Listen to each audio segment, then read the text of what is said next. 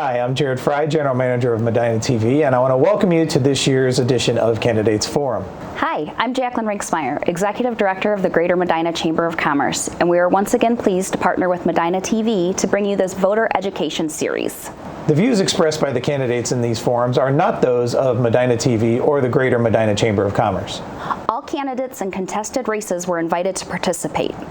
These interviews are meant to be informational without endorsement from MedinaTV or the Greater Medina Chamber of Commerce. Please enjoy this year's Candidates Forum.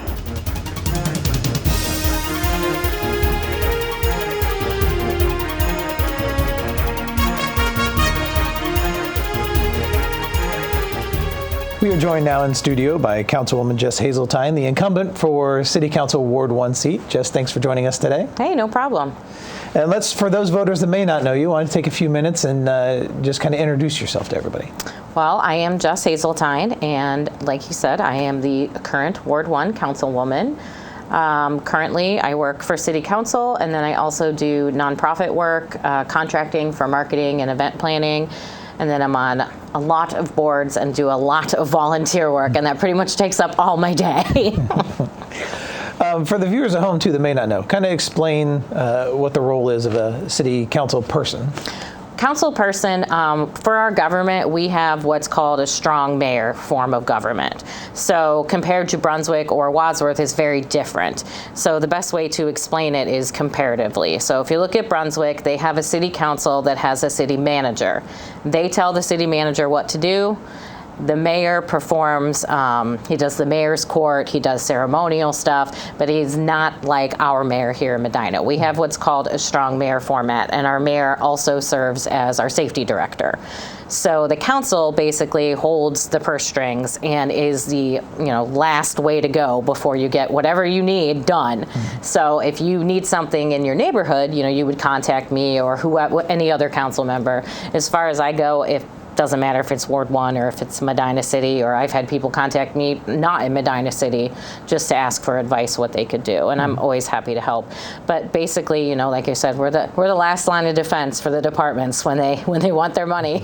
We tell them, we budget it out very, very frugally. I will say we have some members on council that are a vital part of the team because balances out. Mm-hmm. So long story short, that's what council does. Mm-hmm. But there's a lot of other stuff that we do too.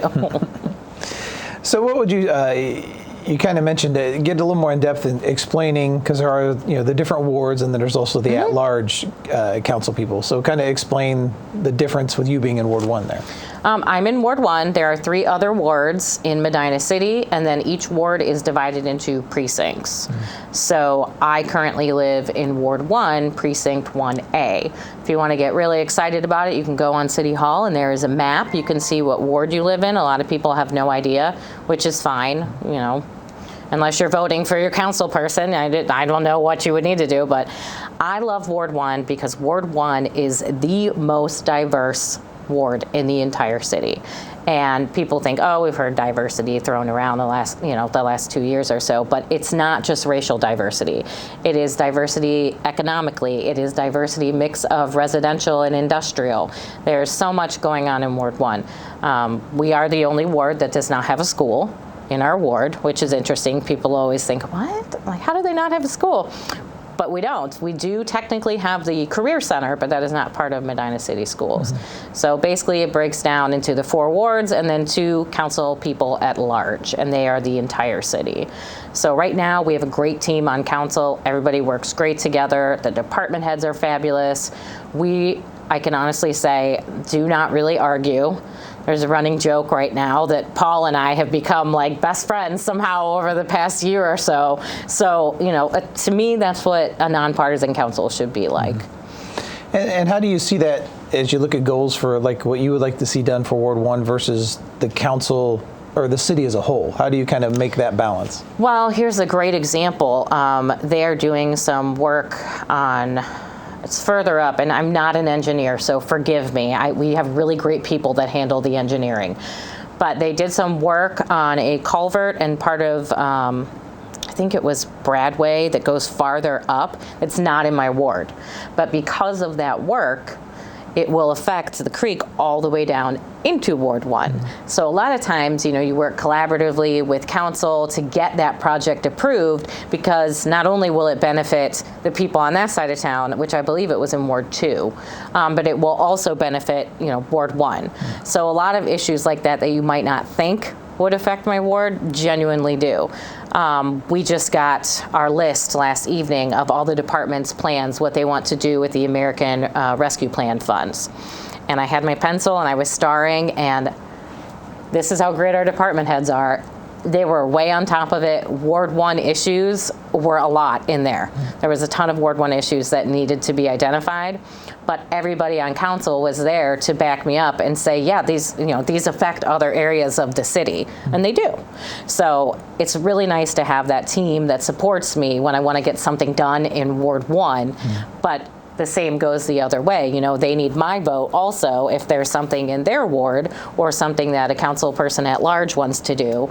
So it's kind of, it works out nicely. We all try to help each other because our main goal is to keep Medina a nice place for people to work and play. What are some of the things that you're most proud of in your past terms, and then what are some of the things you're looking forward to doing if reelected for this term? Oh, this is a good one. So, as some of you may know, I had to go into my term early because I was taking an appointed position. So I started actually a few days before Thanksgiving in the year 2019. And then, as we all know, 2020 happened, so it was trial by fire. It was like, hey, Jess, here's council, and now there's a pandemic that there's no precedent for, and no one knows what to do. So during that time, I was able to get City Council to establish a $25,000 emergency relief fund, and this was before the governor or the national government had come out with anything like this. So, I felt great that I was progressive in that manner. We were able to use those funds. 2,500 of it went towards Cups Cafe, which it's generally unprecedented for us to support something like that. But we had these emergency funds, and I had been I was doing weekender bags through Feeding Medina County, and then they had a program called Love Dash through Heartland Church that was partnering with Cups. So I was delivering hot meals from Cups, and then also Bueller's had it set up where you could go pick up someone's groceries and then take them to their house. So I was doing all of those, and I'm like, we need to get some of this money to help fund these people because there's so much extra that you wouldn't anticipate. Like, Cups is an eat-in place. They're not set up for takeout.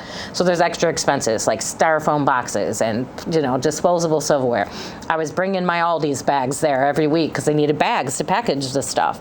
So we were able to get that, and as a result of that, Huntington Bank not only matched it, but they doubled the amount. So they were able to help a lot of people during the pandemic.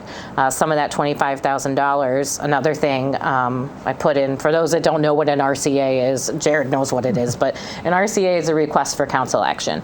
So I put in an RCA to have the water shutoffs discontinued, because how can you wash your hands if you don't have any water? And then we put people on a payment plan that were behind. So we used some of that money to help those people out with the water utilities, which is one of the utilities that we control here in Medina City. We also were able to secure, I believe the max amount that we ended up spending was $5,000 on masks for local businesses. So local businesses, as we all know, were hit hard. So I wanted to do everything that we could do to help them during the pandemic. And my good friend Laura, that owns Cool Beans on the Square, had contacted me, and she said, my parking is out of control, all the spots are taken, we're surviving on carryout, and the people don't want to even do that because they don't have a place to park. So with the mayor's help and Councilman Bill Lamb's help, and we got the chamber, we got Main Street Medina, we got everyone in the same room, and we came up with a plan to put signs and a cone, and it had the Medina City logo on it, reserved carry-out parking. So if you notice during the pandemic when the restaurants were operating carry-out only, there were those spots available so you could pull up and they could just come out and give you your food, and you could still support local businesses and be guaranteed a place to park. So those were all great things that happened out of the pandemic. It was the best we could do. So I love to support the local businesses, and I've been able to go to most of the ribbon cuttings because people could pick anywhere to put their business. And they picked Medina City, and the mayor mentioned it in his State of the City, because we have such a cohesive plan in our building department, in our economic development department, where everything is just one and done. You can come in, you can get everything done, and get it all taken care of. And so people like to do business in Medina City. So those are some things that I did do during the pandemic, but most recently, we had an uproar about the legislation that the Special Legislation Committee had put together. And, Bill and I are great friends, so we talked about it, and I told him, I said, this is not good legislation. I'm voting against it, just so you know. And much to my surprise, I was the first person that was called on in the roll to vote, and I voted no, and then everyone else, also voted no. So I thought, oh, great, So some of the people that came to speak at that meeting, and they were concerned about feral cats because at the last minute we had added to the wildlife ordinance cats and dogs. So people got very upset about, I can't feed a feral cat, I'm not going to let it starve. And I had never known that there was a feral cat problem in Medina City. So these two wonderful people, Mike and Carrie Huff, were one of the speakers at the meeting. And I thought during the meeting afterwards. I approached them and I said, I don't know anything about this. And Bill was with me and he said, it's clear that there's a lot we didn't know when we made this legislation. And as leaders, sometimes we make mistakes and we count on the public to come to us and tell us because you never stop learning. I would never have a reason to know about feral cats unless someone brought it to my attention. So now all the time I'm like, oh, there's a feral, oh, there's a feral. But we ended up meeting with them since April. And there was a time for several months we were meeting once a week. So we really, really were dedicated to this project. And as a result, last night, actually, the official funding was approved, $10,000 from the city to take care of these feral cats through a nonprofit that Councilman Lamb and I started with them. We helped them form it. Now, don't get me wrong, they are definitely in the trenches. But if we all had not come together, I don't think that the nonprofit Medina Meow Fix may have happened as quickly and efficiently and been funded the way that it was. Mm-hmm. So that was a huge success for us. They have done amazing work over the past couple weeks, and they were self-funded officially until last night's meeting. Mm-hmm. And then we also received the great news that the Stevenson Foundation had volunteered to pitch in another $10,000. So it is a great testament to, one person can do big things because this just started with 4 people having a conversation. 2 people that were uninformed, 2 people that were very informed. We got together, we shared what we knew, and we came up with a plan, and now we have this great TNR program, Trap, Neuter, and Release, which is the first ever in Medina City. So now what about, you covered all those in the past, what would you like to do with the future term? Yes. Well, that list, oh my gosh, it got me really fired up when I saw the list in a good way. I'm very excited. One of the things that I'm most excited about is the Economic Development Department came up with a plan to give, I believe it's 20 companies a grant so that they could help their employees with childcare and transportation. And in Ward 1, that's a big deal. People are saying, oh, everybody's hiring. Why are people complaining they don't have a job? Well, they don't have anyone to watch their kids. They don't have a way to get there. When you are, say you're a single mom and you've got 2 little ones, what are you going to do? You can't leave them home alone. You're not in a position like I am where my son's 15. I can just do whatever I want. I can just leave and he's fine. He's glued to TikTok. But when you have younger kids, that childcare is essential to maintaining a job. And if you want to look at it from the business end, if you get more people employed, you get more income tax, which helps fund the city's general fund. So it's a win-win all around. There are a lot of probably boring to the average viewer issues that are going to get done in Ward 1, and a lot of them are water issues. And they have to do with storm sewers and stuff like that, because those are genuinely the biggest concerns that I get out of Ward 1 is Bradway Creek floods a lot. People have problems, they don't know what to do. They contact me, and our departments are wonderful. I can call like Nino and say, hey, this is the issue, and he'll call them back right away. And I've had many opportunities to do that. So I'm looking forward to that. It's one of my favorite parts of the job, honestly, is when people contact me and we can come up with a solution and then we get it done. And I could give you a million examples of how many times that has happened, but we all know I talk too much. So get that done. But I am excited. Basically, it's that list, and I wish I would have brought it in with me. But there's so many projects on there that are going to affect the streets, the water flow, everything in Ward 1. And now that I'm able to get stuff done, you know, because we're not dealing as much with the pandemic, I'm excited to see those projects through, because projects like that will take a couple years. Well, you know, like the courthouse, the parking deck, you know, nothing happens instantly. So I would like to see those projects through, because I'm so excited at the beginning of them. And there's other ones that have already started, like the Ray Mallard Fitness Trail. They talked about putting a pickleball court in there, which I would love to see. So there's lots of big things coming for Ward 1, and I really hope to be there and be a part of them. Regardless, I'll be a part of them, but in my current role. Now, you mentioned constituents or voters, however you want to look at it here this season. How do They're my bosses. Yeah, how do you handle the relationship? Well, exactly. How do you handle the relationship with them? Because a lot of times you might have a philosophy on how you want to see things happen for the city or your ward, and they may not have that same opinion. How do you handle that kind of, not necessarily controversy, but just the differing of opinions? How do you approach that? Well, you know, I'd like to think people elected me because they're like, oh, she's a great person, she's got great morals, you know, she's so nice. But also, you know, you have to be responsible. And in the end, the residents of Ward 1 are the people that elected me. They're my boss. You know, I don't really, truly, if you think about it, who do I answer to? The people that put me in office. So if they want something, I can usually, if I don't agree, or if the other council members, if I call them individually and they give me their thoughts, and they don't agree, we can usually come up with a compromise. So, you know, usually when someone contacts me, like I said, the departments get back to them right away, but there's some things that I can't do anything about. Like a real quick story, I promise, about I was going to an Indians game, and my buddy and I took an Uber to the game, and it turned out the Uber driver lives in Ward 1. And he was telling us about, you know, he said, oh, my city sucks. And I said, what city do you live in? And he said, oh, I live in Medina. And I said, I'm a councilwoman, I can help you. You know, what's wrong with Medina? What do you need? And he said, well, my driveway backs out, you know, onto a main road. I can't get out all the time. And I said, okay, let me talk to our, you know, service director. Maybe we can get a sign that says, like, do not block driveway or something. It turned out the way that it was situated was not, we couldn't really do anything for him. You know, there was nothing I could do. But we had lots of sanitizer that had been donated, and when you're an Uber driver, you need hand sanitizer in your vehicle. So I could say to him, and it wasn't a great compromise, but I'm sorry, there's nothing I can do about your driveway, but I talked with the service director, and we can get your local business, so we can give you, you know, this hand sanitizer. So sometimes, you know, it doesn't work out the way you want, because I would have loved to get him that sign, but, you know, realistically, from the city's point of view, it couldn't happen. So that does happen sometimes. And, you know, people are not nice sometimes. They will send me stuff that, you know, it's not very nice. You have to have a tough skin, but I always respond to everyone. Even if they're mean and I can't think of one nice thing to say, at least I can truthfully say to them, thank you for your input. It's very valuable to me. I appreciate you taking the time to write to me. Sure.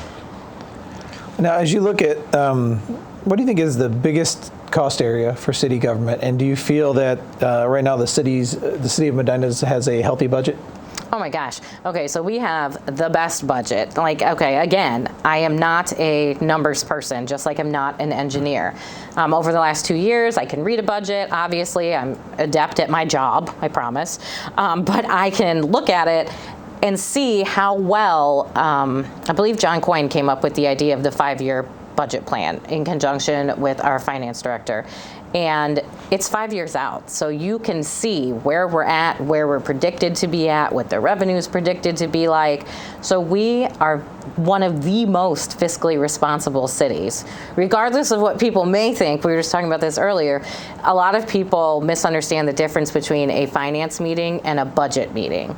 So a finance meeting is different. So the budget meetings that we have mostly throughout the year, and we're wrapping up our budget for this year actually, but that's where you see where we spend our money, and you have the opportunity to see this is line item by line item, and it's all public record, and you can see just how fiscally responsible we are. The mayor touched on it briefly during his State of the City address, which is on MedinaTV's Facebook page. I also shared it on I think it's Jess Hazeltine for Ward 1 is the tag if you want to try to search it.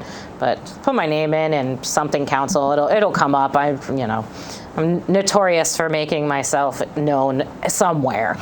But yeah. Well, we're speaking with Jess Hazeltine, the councilwoman of Ward 1, the incumbent for Ward 1, up for re-election here this November.